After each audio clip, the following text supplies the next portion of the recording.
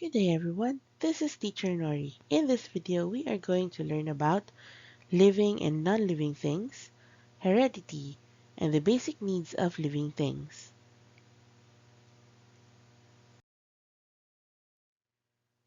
Earth is basically made up of living things and non-living things. Non-living things include water, soil, air, minerals, and light, while living things include plants, animals, bacteria, fungus, and protists. In this video, we are going to focus on several things about living things and what makes it different from non-living things.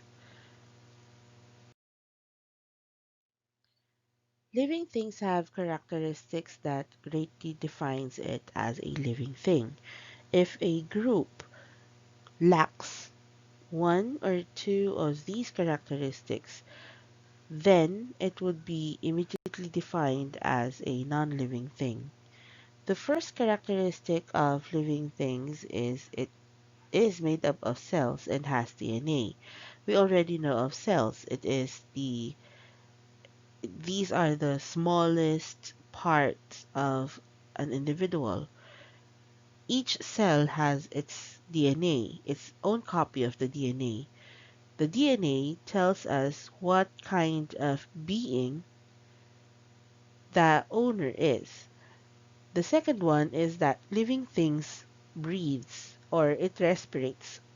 Respiration means that it takes in oxygen to burn the food that it eats, and it releases carbon dioxide to release its wastes. Opposite of respiration in plants is photosynthesis, which means that they take in carbon dioxide to make food for the plants. Third one is that it burns food for energy, which is called metabolism. That this is the reason why we breathe. So we take in oxygen to burn the food for energy. The fourth one is that living things reproduce. They make new individuals of the same species. Another characteristic of living things is that it grows. You might say that some non-living things grow, but that growth is not related to living. It's just that they are being forced to grow. Unlike living things, when they eat, they respirate, they metabolize the food and turn it into energy, and that energy makes them grow. Number six, it can adjust to changes in the environment or it reacts to stimuli.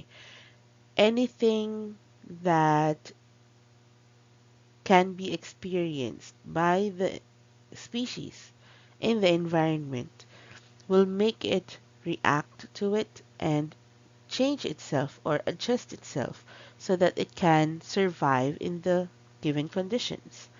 Then number seven, it moves. And in this part, you might say again that how about plants? They do not move. Well, plants do move. Rather, they move very slowly, that it would be impossible for us to see it with our naked eye. But there is a technology that we can use to see this movement of plants, and that is by the use of time-lapse cameras. In other living things, like in animals, we can easily move around. The non-living things in our environment can greatly tell us what kind of living things can survive in it. And it is still important because it is where we find our basic needs. Now let us go to heredity. First about it is that we need to identify traits. Traits are characteristics that makes us unique from one another. It can be acquired or inherited. Acquired traits are traits that we have as a result of the influence we receive from our environment.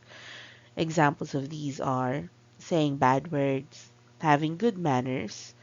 You can also say that our favorites and dislikes are influenced by our environment, and our being rude or being polite is also affected by our environment. And these are acquired traits. Inherited traits.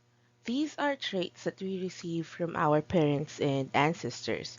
Examples of these are color of the hair, the color of the eyes, the shape of the nose, the shape of your fingers and the size of your hand, the shape of your foot and the size of your foot, your maximum height, your ability to learn new things, and your ability to metabolize certain food. Some of the traits that we can inherit from our parents are passed from generation to generation, while some do skip from one generation to the next. Also, aside from physical traits, we can also inherit predisposition to certain diseases or ailments like cancer or diabetes and arthritis.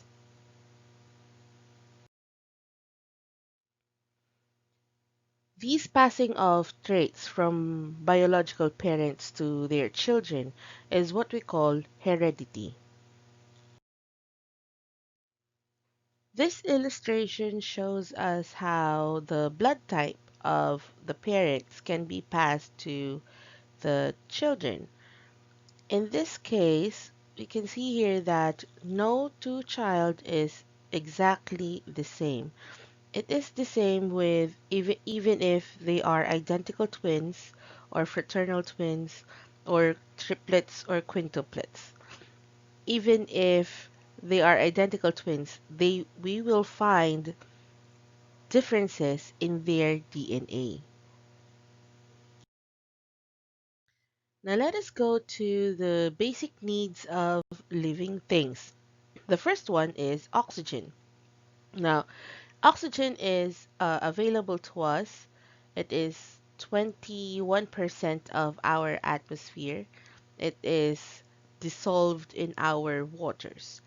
So, plants, animals, even living things in the waters can get oxygen.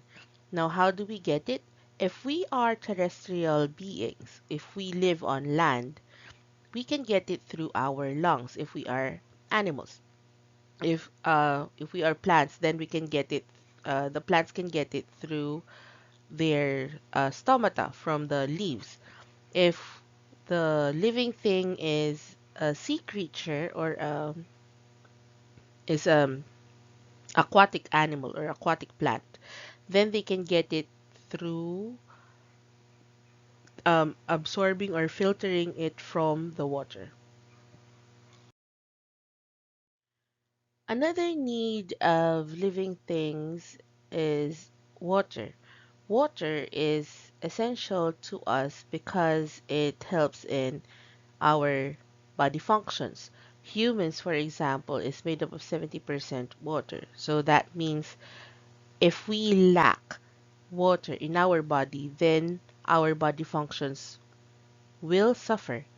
For terrestrial living things, we can get our water from rivers, from streams, or from the soil, just like what plants do. For marine creatures or for animals that live in the sea, for freshwater animals, they do not have any problem with it because they are living in freshwater, so they can readily get it.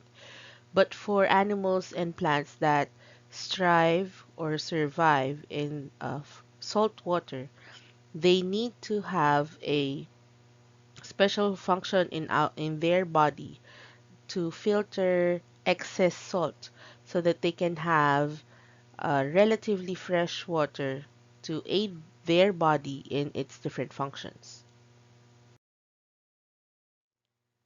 Another basic need of living things is food. Now, plants do not have this problem because they can make their own food. But for animals, they can be grouped into several kinds depending on what they eat. So, an animal can be a carnivore if it is a meat eater. It is a herbivore if it is a plant eater. And it is called an omnivore if it eats both plants and animals. Humans fall under omnivores because we do eat plants and animals alike. Examples of herbivores are cattle, horse, goats, and hummingbirds, while carnivores are lion, tiger, cheetah, hyena, and crocodile. The last basic need of living things is shelter.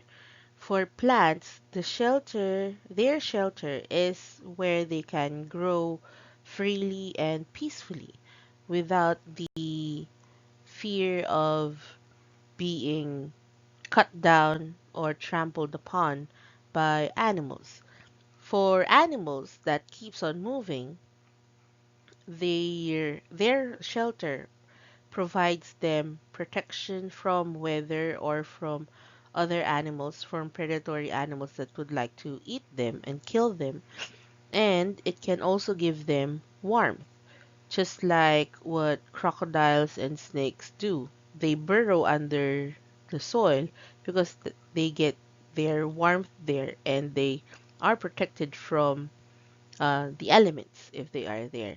For other animals like these three, the lion, the koala, and I think this is an eagle, they perch on trees because that is where they get protection from predatory animals or from the weather, and they can get sunlight there. So they get their warmth. And that is the end of our lessons. Thank you for watching. Until next time.